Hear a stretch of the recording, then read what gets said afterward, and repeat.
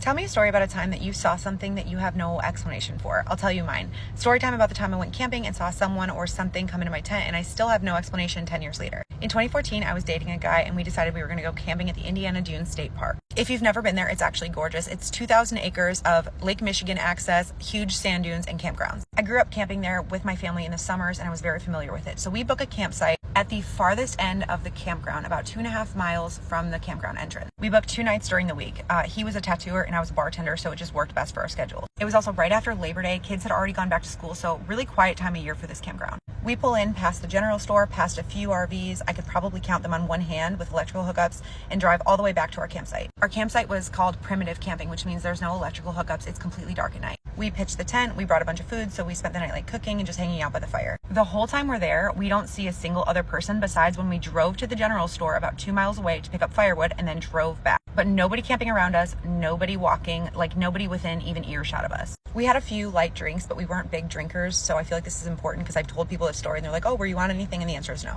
The fire's almost out, it's smoldering, and we decided to go to bed about 2 o'clock in the morning. I don't know what time this was, but it was when it was still dark out, so between 2 and 6 in the morning when the sun comes up. But I woke up to the sound of the tent zipper unzipping.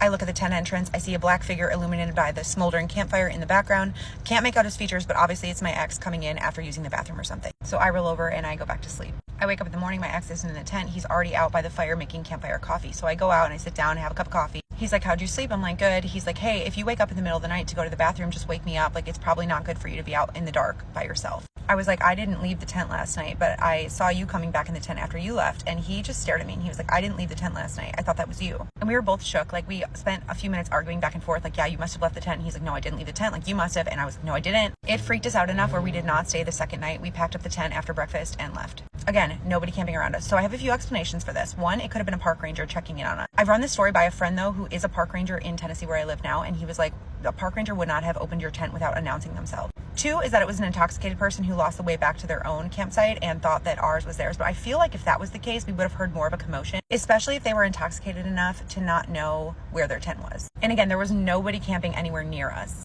3, which creeps me out the most, is the thought that it was somebody with malicious intent that opened up the tent and saw there were 2 people sleeping inside and decided against acting on what they were going to do. My ex and I both even considered the fact that it could have been like a raccoon or an animal, because raccoons are crafty, they can open zippers, but we both distinctly saw a human figure staring into the tent. While I know this is not the scariest story ever told, it is still one of the most terrifying things that's ever happened to me, knowing that someone saw me in a vulnerable state sleeping and could have done whatever they wanted. I still don't like state parks 10 years later, and I think about this quite often. Stitches, duets, and comments are on, so tell me your stories. I want to be freaked out.